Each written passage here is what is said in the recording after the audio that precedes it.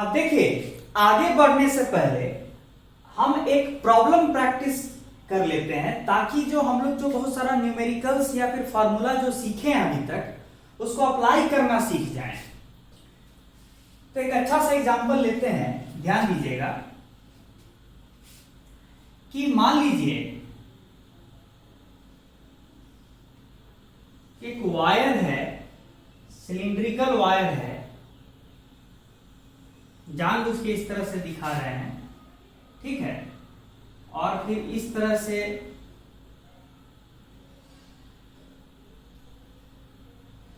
और लेटर से इसको कनेक्ट कर दिए हैं बैटरी से।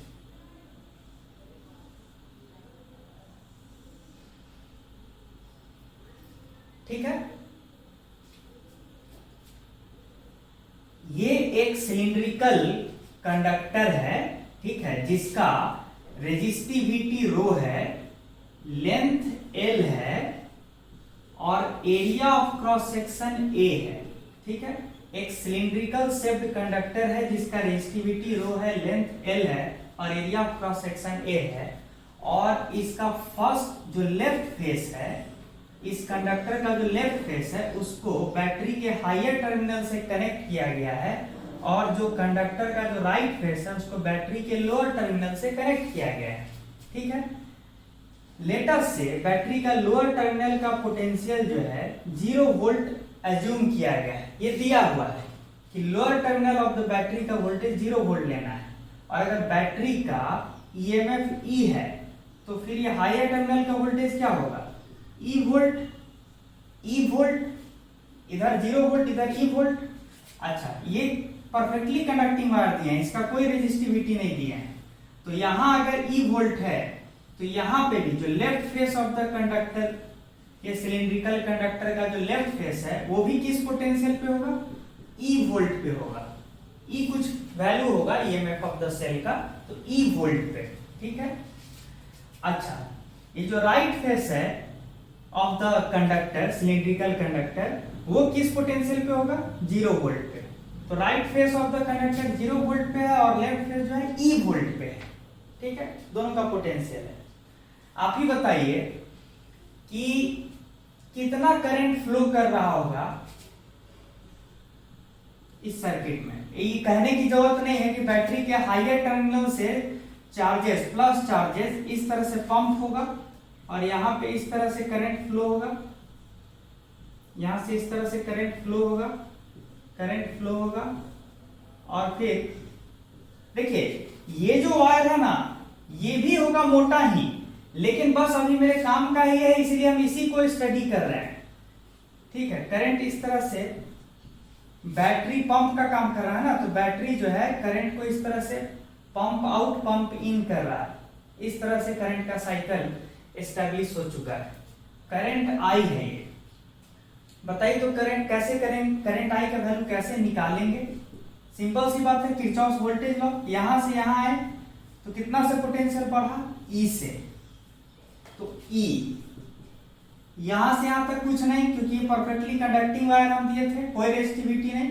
अब यहां से ए से लेके ये टर्मिनल मान लीजिए बी तक, ए से लेके बी तक हम जाएंगे तो इस सेक्शन का तो रेजिस्टेंस है, कंडक्टर ए बी जो है उसका तो रेजिस्टेंस है, कितना रेजिस्टेंस है, rho L by A.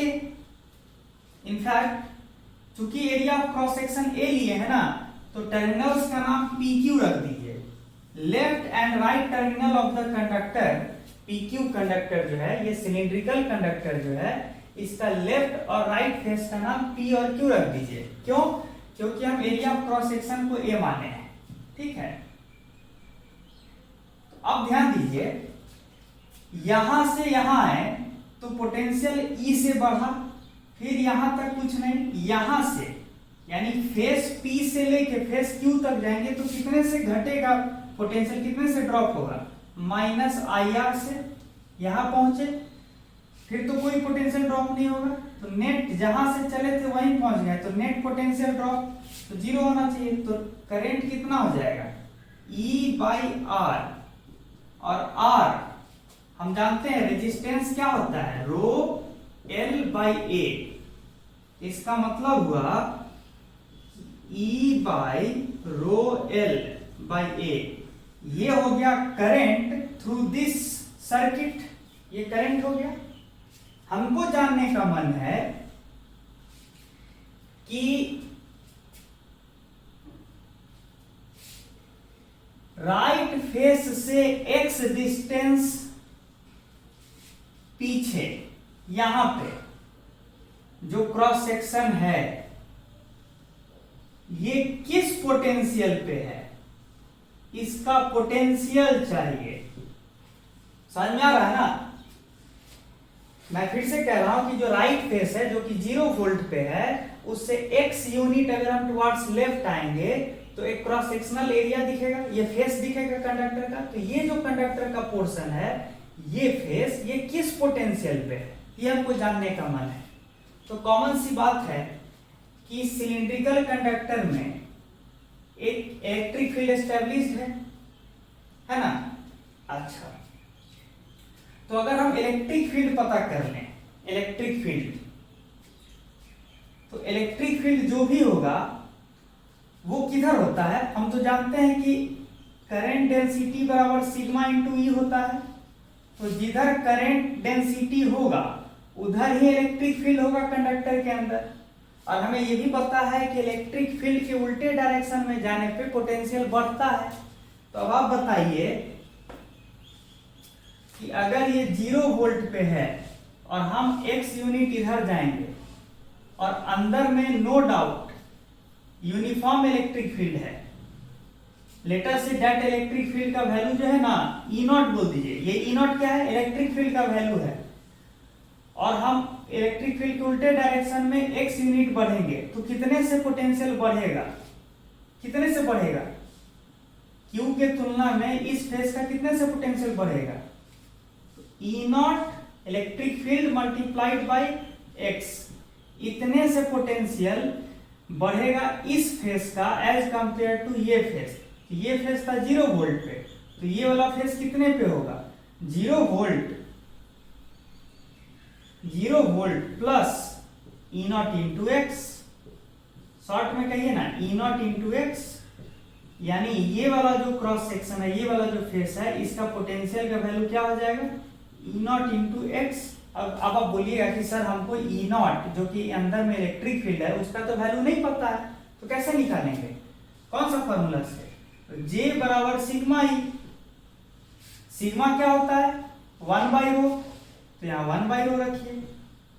Electric field के बदले ई नॉट रखिए जो आप ढूंढ रहे हैं, तो ई नॉट क्या होगा? तो ई नॉट होगा रो इंटू जे। जे क्या होता है? Current per unit area. तो अगर अंदर में करंट आई है तो करंट पर यूनिट एरिया क्या होगा? ये होगा। करंट कितना निकाले हुए हैं? यहां है, यहां है, तो लिखिए तो कितना आया? रो आई के बदले ये डिवाइडेड बाई ए, तो कितना हो गया?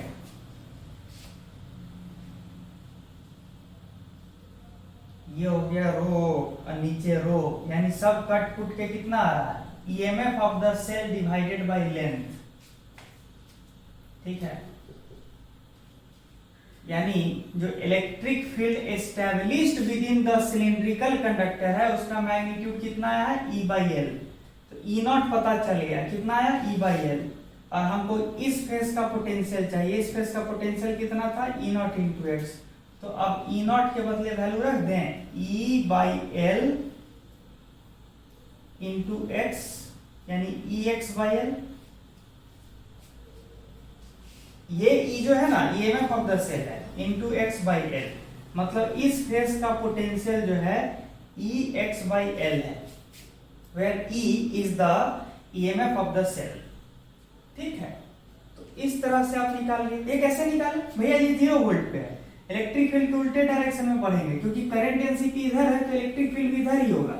इस एक्सप्रेशन से जिधर करंट डेंसिटी होता है उधर ही इलेक्ट्रिक फील्ड होता है, तो हमको पता है करंट ऐसे फ्लो कर रहा है तो इलेक्ट्रिक फील्ड का डायरेक्शन भी इधर ही होगा।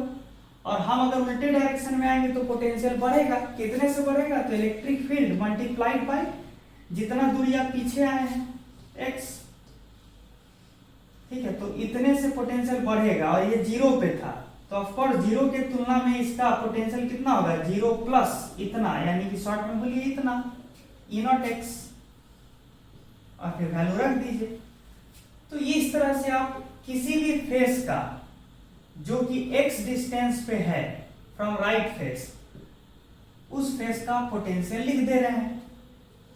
ठीक है, अच्छा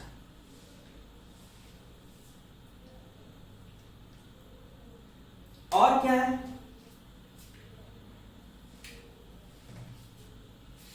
और क्या क्वेश्चन बन सकता है?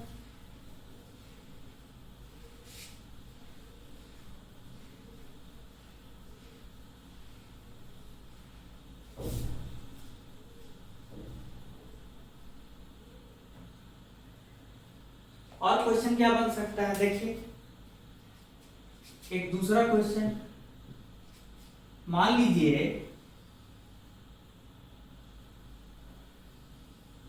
एक स्फेरिकल कंडक्टर है और इतना पोर्शन खाली है, मतलब सेंटर से लेके ये R1 डिस्टेंस तक का जो पोर्शन है, स्फेरिकल पोर्शन है, वहां कुछ नहीं है, कैविटी है। ठीक है, और फिर आउटर रेडियस R2 है, और ये जो बीच में मटेरियल है, ये मटेरियल, इसका रेजिस्टिविटी रो है, रेजिस्टिविटी रो है। ठीक है, क्वेश्चन है कि जो अंदर वाला जो ये पूरा फेस है ना, स्फेरिकल कंडक्टर का जो अंदर वाला जो पूरा फेस है, इनर वॉल, ये इनर वॉल जो है एक हायर वोल्टेज V2 पे एस्टेब्लिश किया गया, मतलब इनर वॉल का वोल्टेज, पूरा इनर वॉल का वोल्टेज V2 है और आउटर वॉल का वोल्टेज V1 है, और दिया हुआ है कि V2 ग्रेटर देन V1 है। ठीक है, आउटर वॉल जो है, ये आउटर वॉल कंडक्टर का ये V1 वोल्टेज पे एस्टेब्लिश है। ठीक है, ये V1 वोल्टेज पे एस्टेब्लिश है, तो ऑफ कोर्स हायर वोल्टेज से लोअर वोल्टेज की तरफ करंट फ्लो करता है, तो इस तरह से हायर वोल्टेज वाला जो सरफेस है वहां से करंट फ्लो करेगा आउटर सरफेस की ओर। ठीक है, करेगा। इसी सिचुएशन को हम शॉर्ट में ऐसे दिखा सकते थे, शॉर्ट में कि अंदर वाला हायर वोल्टेज पे है, तो इसको देखिए ऐसे दिखा सकते हैं।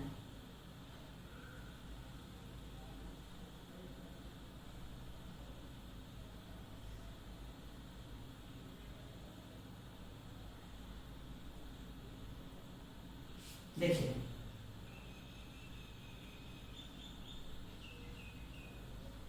ये रहा एक बैटरी, ठीक है, और इस बैटरी का ईएमएफ क्या कर दें, V2 minus V1, V2 minus V1।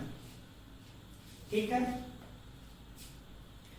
ये बैटरी का ईएमएफ हो गया, और higher terminal of the battery जो है इनर वॉल से जोड़ दिए हैं, lower terminal of the battery outer wall से जोड़ दिए हैं, तो फिर तो यही राम कहानी हो गया ना।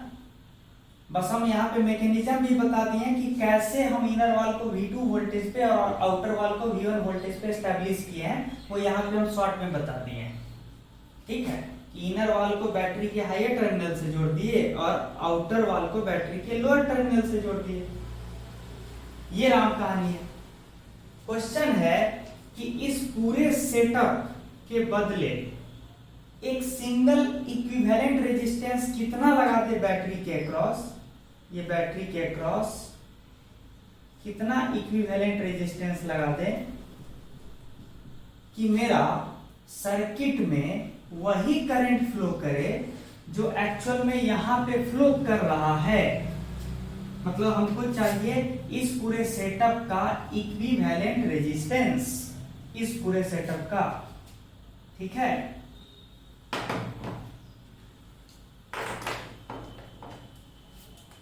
तो कैसे करेंगे इस पूरे सेटअप का इक्विवेलेंट रेजिस्टेंस? तो कॉमन सेंस का बात है, ध्यान दीजिएगा कि आप देखिएगा कि करंट इनर वॉल से शुरू हुआ है, तो किसी भी जनरल दूरी पे, सेंटर से जनरल दूरी पे जाइए, x दूरी पे, और वहां पे एक इमेजिनरी स्फेरिकल सरफेस बनाइए, स्फेरिकल सरफेस। तो इस सरफेस को क्रॉस करने वाला जो करंट है, ऐसे ही होगा ना, इस सरफेस को ऐसे ही ना करंट क्रॉस कर रहा होगा, मूविंग चार्जेस ऐसे ही ना क्रॉस करके जा रहा होगा।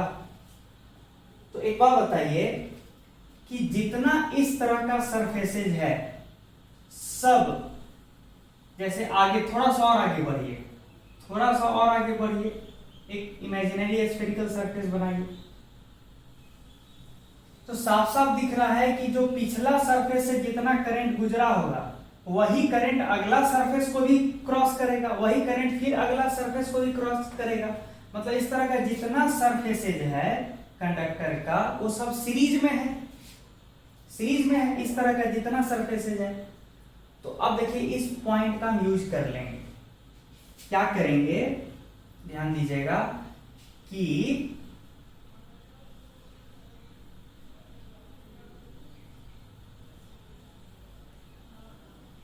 क्या करेंगे इसको देखिएगा।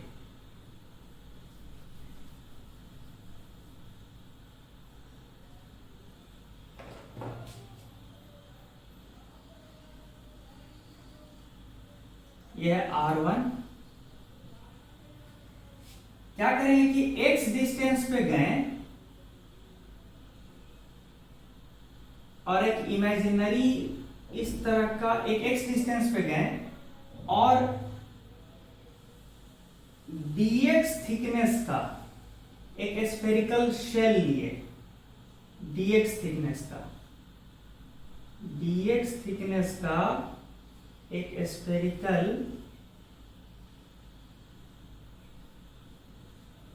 शेल लिए, ठीक है।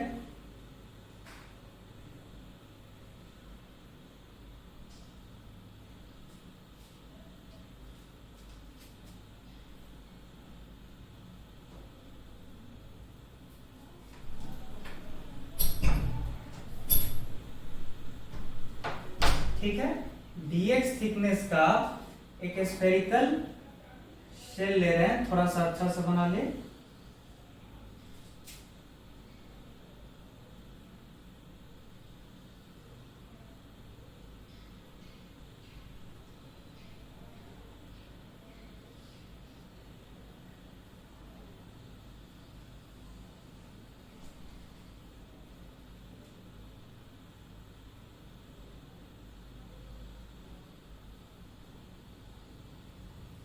ये रहा, ठीक है। अब आगे बढ़ते हैं।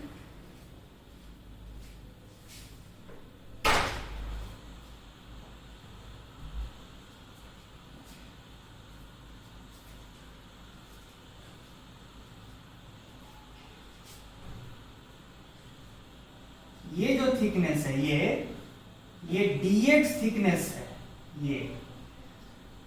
ये जो पतला सा स्फेरिकल शेल लिए हैं ये dx थिकनेस का है और इस स्फेरिकल शेल का रेडियस कितना है x और ये थिकनेस dx हुआ। तो साफ साफ देखिए क्या ये पूरा जो स्फेरिकल कंडक्टर था फ्रॉम R1 टू R2 ये इस तरह के पतला पतला स्फेरिकल शेल से मिलके बना है। और ये भी हमने देखा था कि इस शेल से जितना करंट क्रॉस करेगा उतना ही करंट अगला भी सेल से करेगा और पिछला भी सेल से करेगा, है कि नहीं। करंट के बारे में बात कर रहे हैं। तो शॉर्ट में कहा जाए तो इस तरह का पतला पतला जितना कंडक्टर्स है सब एक दूसरे के सीरीज में है, तो इस पतले से स्फेरिकल सेल रूपी कंडक्टर का रेजिस्टेंस कितना होगा, छोटा सा रेजिस्टेंस, उसको dr से रिप्रेजेंट कीजिए, रो, इसका रेजिस्टेंस रो, इसका रेजिस्टिविटी रो इनटू लेंथ कितना, लेंथ किसको लेते हैं रो एल बाई ए जो लिखते हैं रेजिस्टेंस में, लेंथ कौन सा लेते हैं जिस लेंथ के अलोंग करंट फ्लो करता है। तो यह कितना लेंथ के अलोंग करंट फ्लो कर रहा है, कौन सा लेंथ के क्रॉस, dx लेंथ के क्रॉस करंट फ्लो करके जा रहा है। तो रो एल बाई कौन से सरफेस एरिया को करंट क्रॉस करके जा रहा है, तो 4 pi x square. Rho L by A में ए क्या होता है, जिस एरिया को क्रॉस करके करंट फ्लो करता है। तो इस स्फेरिकल सरफेस को जब करंट क्रॉस कर रहा होगा तो कितने एरिया को क्रॉस कर रहा है, 4 पाई एक्स स्क्वायर। एल का वैल्यू क्या होता है, जिस लेंथ के अलोंग करंट फ्लो कर रहा है, तो dx। तो इस पतला सा स्फेरिकल शेल रूपी कंडक्टर का रेजिस्टेंस कितना होगा, रो dx by 4 pi x square. और ऐसे ऐसे रेजिस्टेंस जो है ये एक के बाद एक जो अरेंज्ड है, ये सब सीरीज में है ना, एक के बाद एक जो इस तरह से जो अरेंज्ड है स्फेरिकल शेल्स सब सीरीज में है। तो सीरीज में जब रेजिस्टेंस रहता है तो सिंपली जोड़ देते हैं। सीरीज में जितने रेजिस्टेंस होते हैं उसको तो हम सिंपली जोड़ सकते हैं, R1 plus R2 plus R3 plus R4। तो वही हम यहाँ पे कंटिन्यूअस सीरीज में कंटिन्यूअस यहाँ पे कंडक्टर्स पड़े हुए हैं, तो उसी को हम यहाँ पे इंटीग्रेट कर दे रहे हैं। तो कहां से कहां तक इंटीग्रेट करेंगे, ये x का वैल्यू कहां से वेरी करना शुरू होगा, R1 से लेके कहां तक जाएंगे, बाहर तक R2 तक। तो ये इंटीग्रेशन जो होने वाला है R1 से R2 तक होगा। तो यानी R इक्विवेलेंट जो आपसे मांगा गया था, ये R इक्विवेलेंट इनर और आउटर वॉल के बीच जो ये स्फेरिकल कंडक्टर है, इसके बदले एक सिंगल रेजिस्टेंस कितना मैग्नीट्यूड का रख दें कि वही काम हो जो अभी हो रहा है, उसी को R इक्विवेलेंट बोलते हैं। तो कितना होगा R इक्विवेलेंट, रो बाई 4 पाई, तो बाहर रख लीजिए, और dx बाई एक्स स्क्वायर का इंटीग्रेशन क्या होगा, -1 बाई एक्स, R1 से R2 तक ये वैल्यू निकल के क्या आएगा, rho by 4 pi 1 by R1 minus 1 by R2। ये हो गया equivalent resistance of the conductor जिसका इनर वॉल का रेडियस R1 है और आउटर वॉल का रेडियस R2 है। ये जो गिवन स्फेरिकल कंडक्टर था विथ अ कैविटी, इसका इक्विवेलेंट रेजिस्टेंस इतना है। किस दो टर्मिनल के क्रॉस इक्विवेलेंट रेजिस्टेंस निकाले हैं, इनर वाला आउटर वॉल, इनर वाला आउटर वॉल के क्रॉस। ठीक है, तो ये निकल गया। अच्छा, इस कंडक्टर के क्रॉस पोटेंशियल डिफरेंस कितना था बताइए तो इनर वॉल था हायर पोटेंशियल पे, आउटर वॉल था V1 लोअर पोटेंशियल पे। तो total potential difference across the conductor कितना है, कितना है, ये V2 माइनस V1 बताया था ना। तो potential difference across the resistance और द कंडक्टर जो दिया हुआ है must be equal to current I, जो कि इसके क्रॉस फ्लो कर रहा है, करंट I जो किसी भी फेस के थ्रू उतना ही करंट फ्लो करेगा। ये जो फेस है इसके क्रॉस कितना करंट क्रॉस कर रहा होगा, करंट I। तो V बराबर I इंटू ये वाला R, कितना R इक्विवेलेंट रो R2 minus R1 by R1 R2। तो इसमें एकमात्र अननोन क्या है, करंट I। तो इसका मतलब करंट I नोन हो गया ना, पता चल गया ना।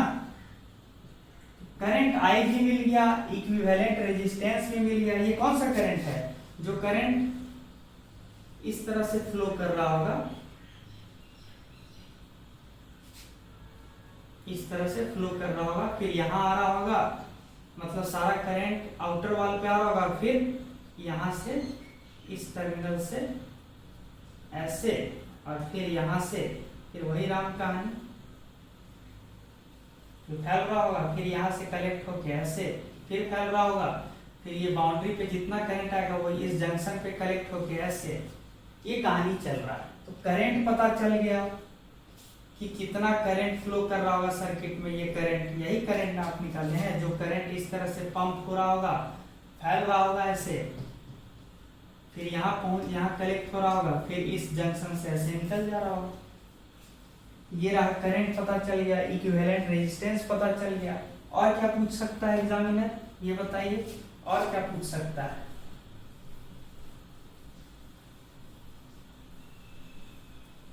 एग्जामिनर और क्या पूछ सकता है, एग्जामिनर ये भी पूछ सकता है कि आप जिस x डिस्टेंस पे ये जो पतला सा स्फेरिकल शेल बनाया है उसी x डिस्टेंस पे इलेक्ट्रिक फील्ड का वैल्यू क्या होगा। तो आप तो पढ़े हैं ना कि करंट डेंसिटी बराबर सिग्मा इनटू इलेक्ट्रिक फील्ड। तो साफ साफ दिख रहा है कि x डिस्टेंस पे, सेंटर से x डिस्टेंस पे जो ये स्फेरिकल शेल है इसके थ्रू करंट ऐसे फ्लो कर रहा है। तो करंट डेंसिटी का डायरेक्शन किधर होगा, ये होगा, ये जिधर चार्ज का वेलोसिटी का डायरेक्शन है यही हो गया, ये हो गया करंट डेंसिटी का डायरेक्शन, ये हो गया करंट डेंसिटी का डायरेक्शन। तो ऑफ कोर्स इलेक्ट्रिक फील्ड का भी डायरेक्शन वही होगा जो करंट डेंसिटी का होगा ओमिक कंडक्टर में। तो इलेक्ट्रिक फील्ड भी x distance from the centre of the conductor पे इलेक्ट्रिक फील्ड का डायरेक्शन भी यही होगा। अब मन है कि इलेक्ट्रिक फील्ड का मैग्नीट्यूड कितना है। इलेक्ट्रिक फील्ड का magnitude eight a distance x from the centre, eight a distance x from the centre. तो हमको तो पता है कि करंट जो है, करंट I हर फेज से यही ना गुजर रहा है। चाहे कोई भी इस तरह का शेल ले लीजिए, x डिस्टेंस पे ले लीजिए, 2x पे ले लीजिए, x/2 पे ले लीजिए, हर फेज से तो इतना ही ना करंट क्रॉस करके जा रहा है। तो करंट ये है और यहाँ पे करंट डेंसिटी कितना हो जाएगा, करंट डेंसिटी कितना हो जाएगा magnitude by current per unit area. तो करंट जो यहाँ पे जो गुजर रहा है वो तो निकाल लेते हैं यहाँ से, कितना है V2 minus V1 into R1 R2 by rho R2 minus R1, ये करंट है, डिवाइडेड बाय एरिया।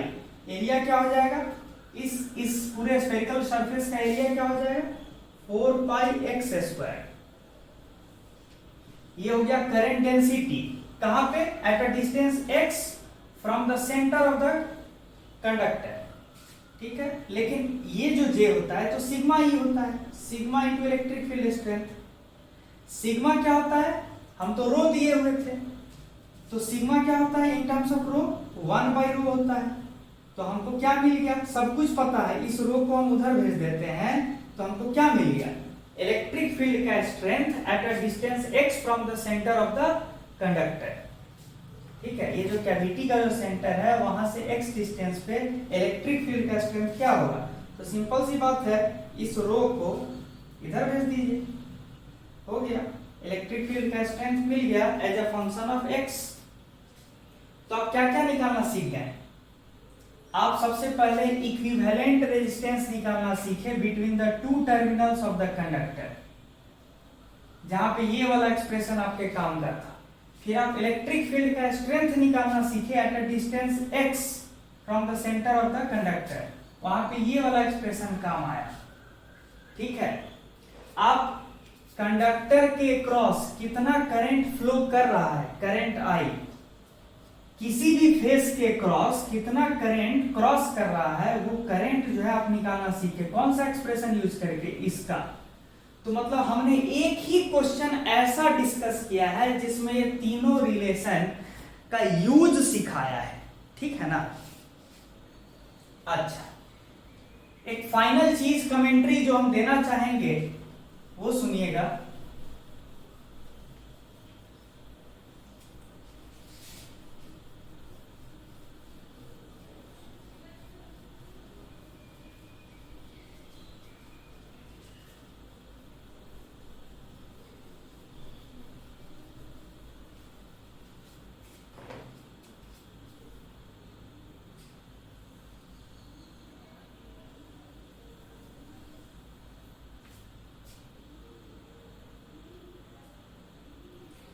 ये centre C of the conductor है और यहाँ ये बीच में R1 रेडियस तक तो कैविटी है।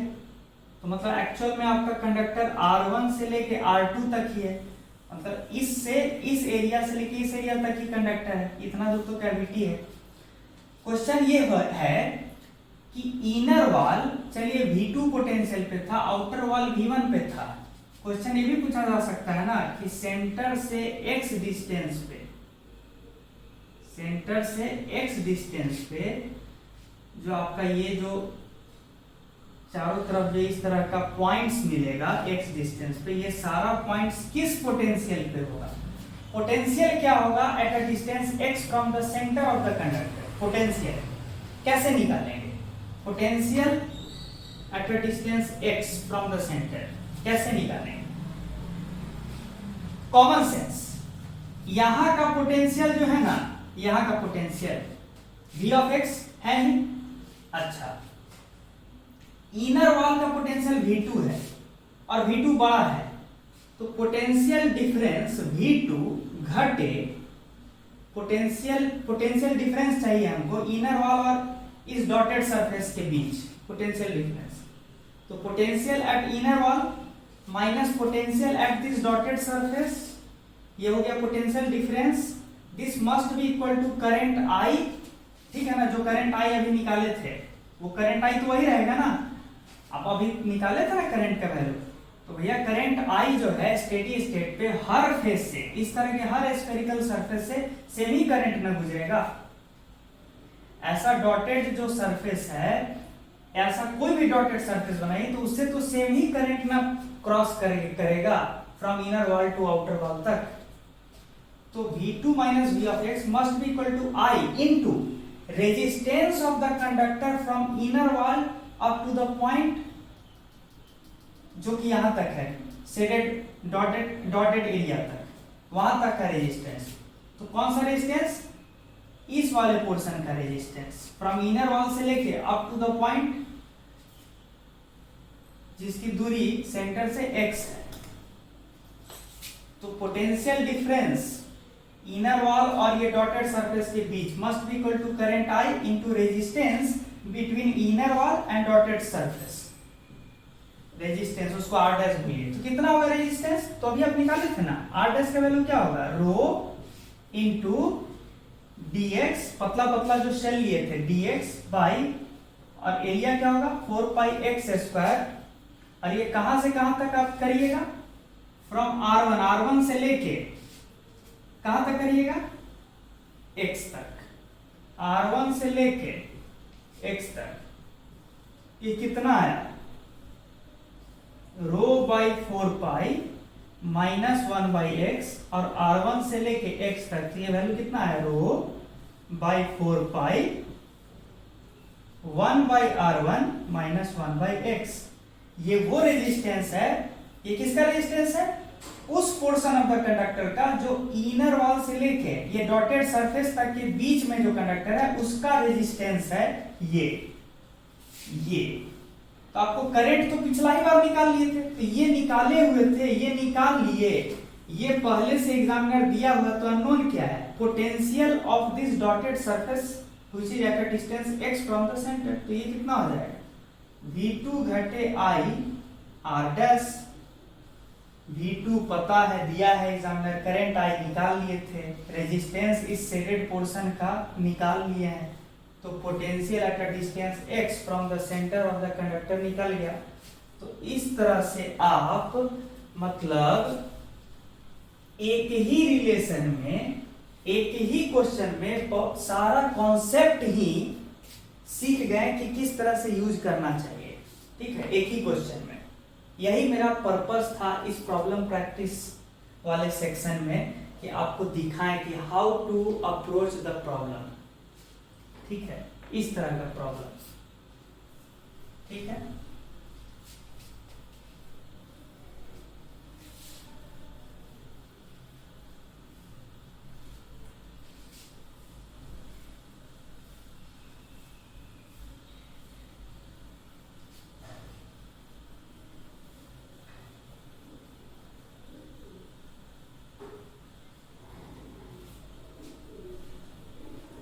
जो अभी हम लोग डिस्कस किए हैं वही टेक्निक आपके लिए होमवर्क देते हैं, वहां उस इन क्वेश्चंस पे लगाइएगा। मान लीजिए स्फेरिकल कंडक्टर ना देके इस तरह का सिलिंड्रिकल शेप का देते, सिलिंड्रिकल,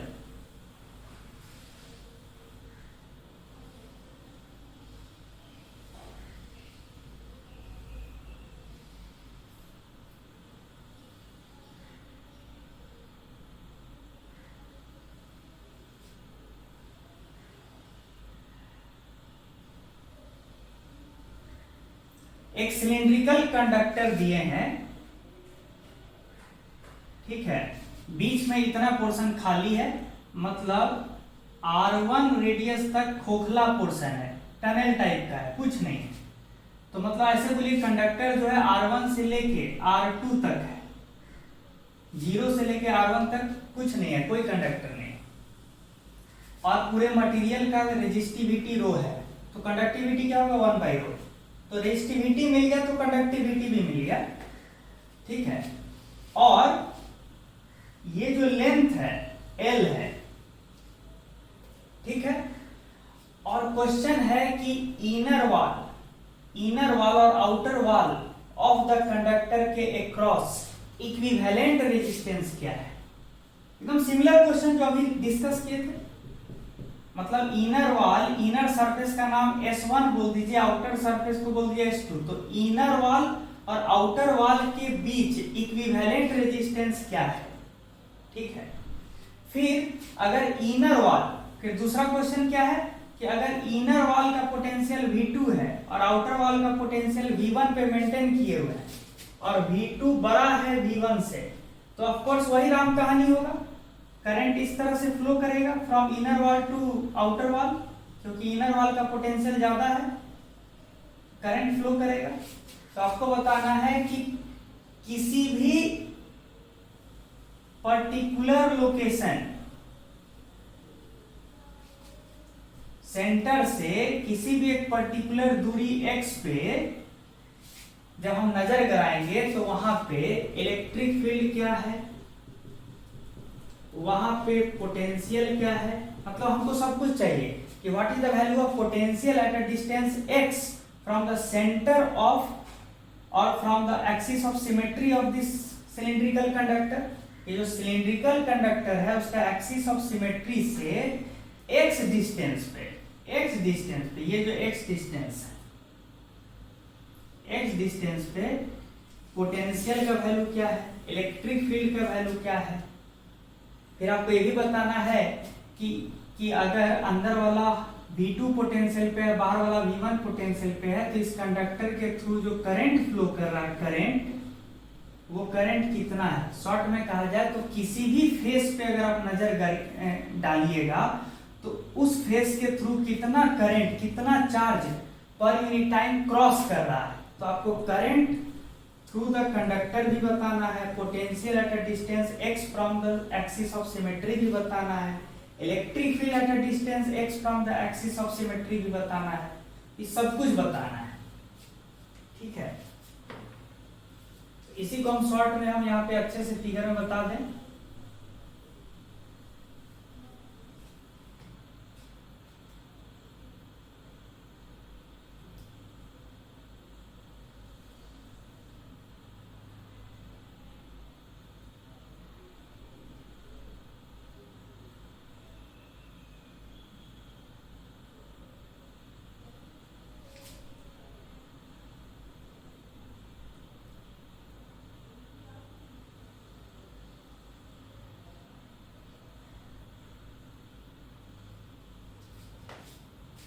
हम अच्छे से क्या बता रहे हैं कि ये रहा एक्सिस ऑफ सिमेट्री, ये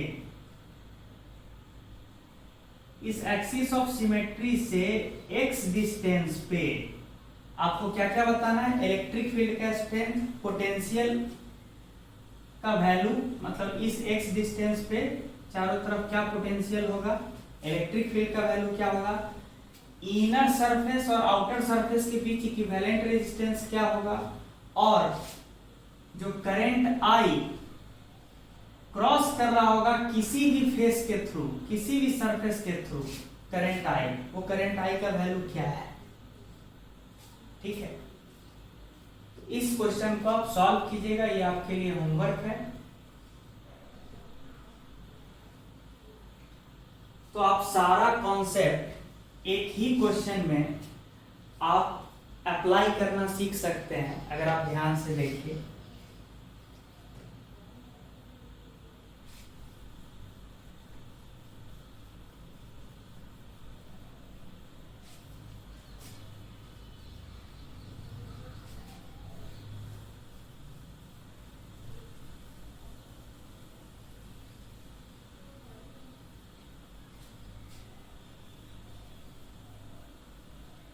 ठीक है, तो मेरे हिसाब से आज के लिए इतना ही। अगले क्लास में और भी जो बचे हुए टॉपिक्स है उसको कवर करेंगे। तब तक के लिए गुड बाय, थैंक यू।